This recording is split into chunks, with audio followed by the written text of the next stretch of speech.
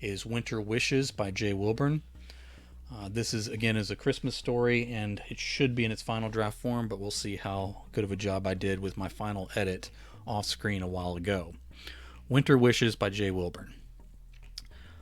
Phelan Orlamin and Ravine Rallo-Torres were the Class 3 elves assigned to the eastern side of Bond Road from the cul-de-sac to the intersection of North 18th Avenue that Christmas Eve and early Christmas morning. "Hurry up with that lock, Faye," said Ravine.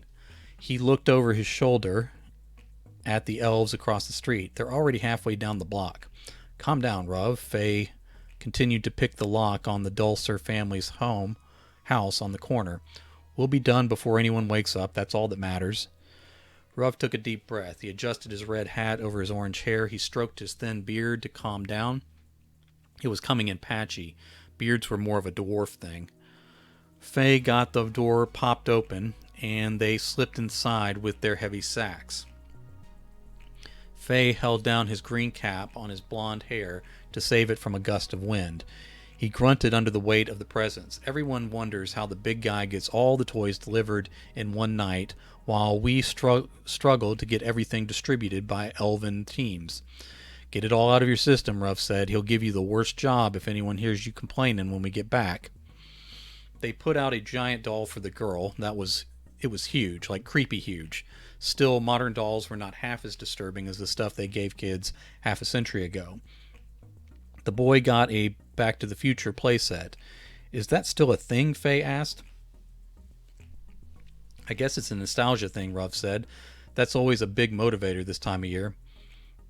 The locks on this street were old and stubborn, but they got them open one after the other. They distributed toys to each family's home. "Frog Baby." "A toy called Frog Baby?" "I find this one creepy too," Faye said. "Scooby-Doo playset. More nostalgia," Ruff pointed out. "A Lego pirate ship and a learning resources robot." "Okay," Faye said. These are pretty cool." They finished off the street with a Crayola Build-A-Beast set and some kinetic sand. Faye clapped his hands together at the stop sign by North 18th Avenue. "See, we weren't that much longer on getting done." "We're not done," Ruff said. Faye made a show of looking around. "Are you hiding a house somewhere under your hat or in that crazy beard?" Ruff frowned and pointed up 18th. "We got this side of North 18th, too." "What?" Faye turned in a full circle. "There aren't any houses here. It's all businesses. We don't do corporate. We're only residential. There's one house up the road between the Walmart and the Citgo." Faye's mouth dropped open. "Who would build a house there? It was built a long time ago. It was grandfathered into the rezoning." "It's a long walk to the Walmart." Ruv hoisted his sack and started along the shoulder of the road. "So we better get going." Cars buzzed past them, coughing up exhaust as they went. At least there weren't a lot of them on the road because it was the night before Christmas, after all. They finally reached the house. It could barely be seen from the road, with all the tall dead bushes and scrawny trees outside. The house was blue, but a lot of the paint was peeling off the wide spots of rot. Boards at the bottom of the house showed severe termite damage. Ruv opened the chain-link gate, but Faye grabbed his shoulder. "Hold on. Who lives here? It looks abandoned. We should be calling protective services, not leaving presents." "Only one guy," Ruv said. "Axel Rimmer." Is that... Wait, one guy? Is the kid living alone?" "No, Axel is 50. Well, 49 to be exact." "He's an adult?" "Ruv, we leave presents for kids. What are we doing here?" "The big guy has him on the good list and wants us to find a present he will like. Wants him to have a good Christmas after all these years. It's got 3 stars next to it, highest priority." "I know what 3 stars means." Ruv tried to enter the overgrown lot, but Faye grabbed him again and asked, "What do you mean by finding him a present?" "The presents are pre-made. We either have his gift or we don't." "He was a late addition to the good list," Ruv said. "We need to find something. I guess it's good we have a bunch of old school nostalgic presents this year. Let's just get this over with." "We need to do it right," Ruff said. "The big guy is still angry about what happened with Twitchy last year." Faye shivered at the mention of the rogue elf's name. He did not want to come back and tell Santa that they had failed to deliver on the last house with him in the mood he was in after Twitchy.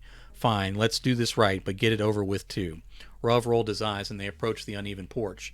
The elves tripped over debris in the yard. The porch boards were spongy and threatened to fall through even under their light weight.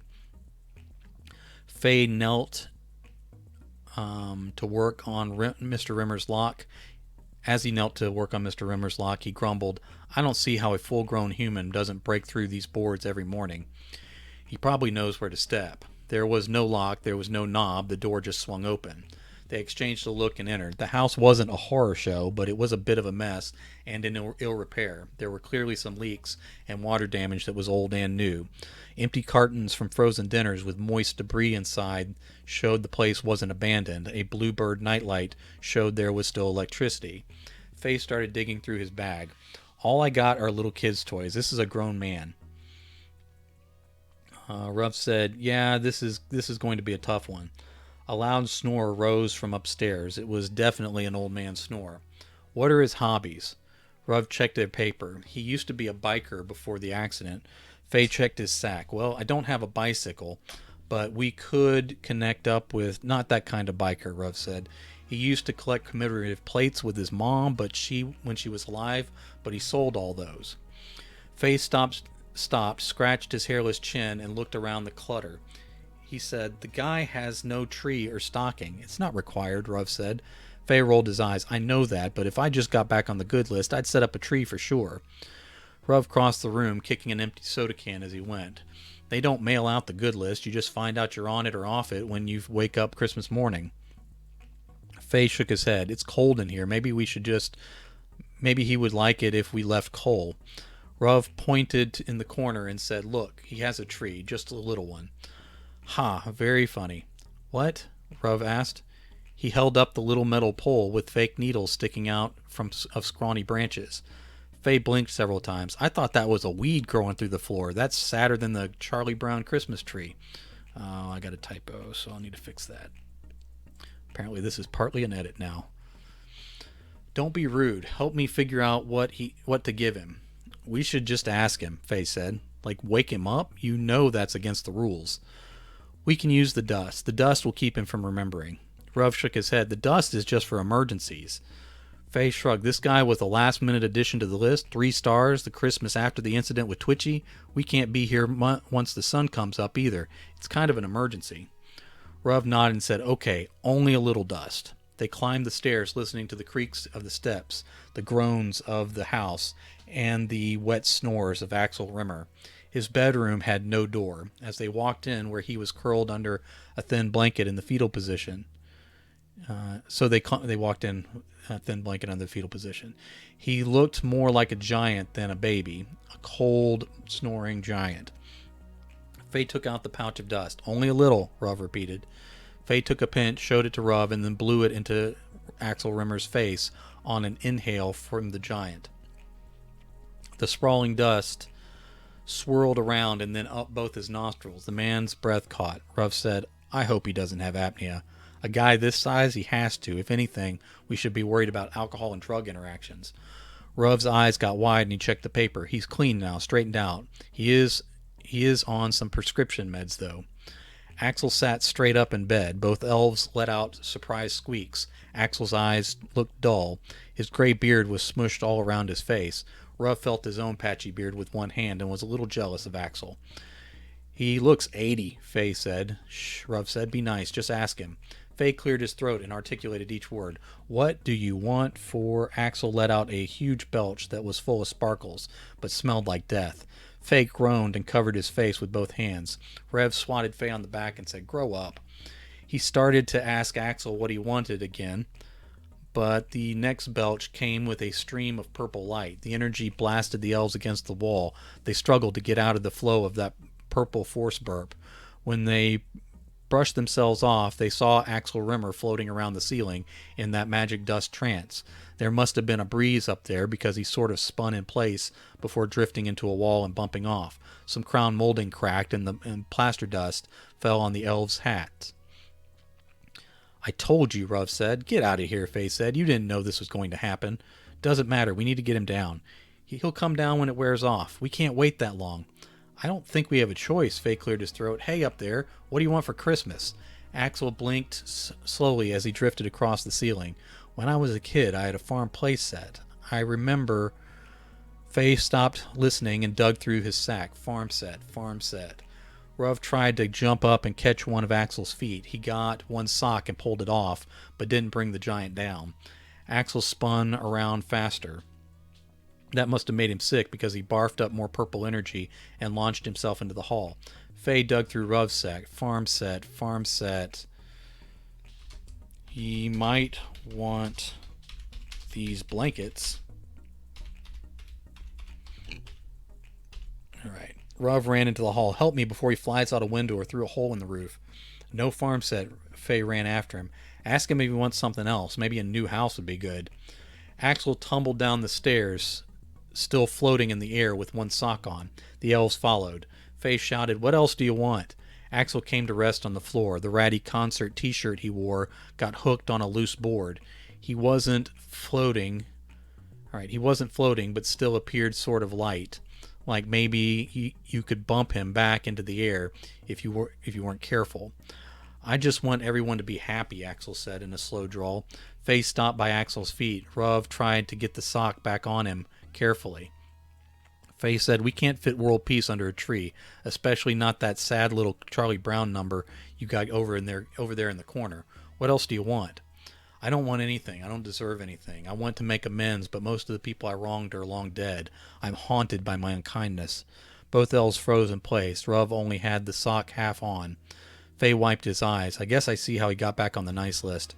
"Everyone needs grace sometimes," Ruv said. "We can't fit that under the tree either," Faye said. What do we do for this guy?" Ruv scratched his fuzzy chin and finally asked, What would be the perfect Christmas for you right now, Axel?" He spoke of Christmases in his youth. He talked about being poor and not getting much, but appreciating more. He spoke of his mistakes and his spiral into addiction. He talked about his criminal activity and how he finally got clean, but it was still new, raw, and uncomfortable. He just wanted to make people happy instead of causing so much pain. Ruv leaned over to Faye and whispered into his pointy ear. They both nodded. Faye said, "I like everything except the pajama idea." "Just help me," Ruv said. As Axel continued his story, the elves finished setting up. Ruv took out the pajamas and Faye sighed. When they turned around, they saw him floating around the ceiling. They spent much of the rest of the night trying to get him down. Axel woke up with a headache. He was on the couch instead of in bed. For a long moment, he feared he had fallen off the wagon. He smelled his own breath. It wasn't great, but he hadn't been drinking, and he knew he hadn't scored any drugs. He felt a little better when he stood up. He had slept longer because he had 3 new thick blankets and was wearing a new warm pair of pajamas. "What did I do last night, man?" Axel froze in place, staring at all the presents around the tiny fake tree he found in the attic. There were dozens of brand new toys laying around. He saw power tools as well. "Did I steal all these?" He rubbed his face, but then felt a note pinned to the collar of his nice new pajamas. Axel stared at his front door in fear. "Man, I need to get a lock on this place." He read the note a few times. It had directions to a place where he could donate the toys if he wanted. He was surprised to find he did want it. This was a weird Christmas, but he had lived a weird life. As Axel gathered the toys to take to the donation site, he thought about all the kids who would get something to play with, even if they were late getting them. The note said he could keep the power tools to help fix his house, but he gathered those to donate as well. He also thought about a line from the strange note. He whispered it out loud to himself as he walked carefully over the good boards on his porch. Everyone needs a little grace sometimes. Over the following months of his recovery, Axel used that line a lot, and it helped. The other bit that stuck with him was, "I love your beard." That kind of creeped Axel out, but he took it as a compliment. He just hoped whoever wrote that note didn't put the pajamas on him too. He never told anyone the details of that strange Christmas because he knew they would just think he was high, especially if he mentioned that every time he farted until after the New Year, glitter floated up in the air and he could hear tiny bells ringing. But it was one of the best Christmases of his life. It was the first one he spent clean as an adult. Axel Rimmer stayed on the good list for the rest of his days.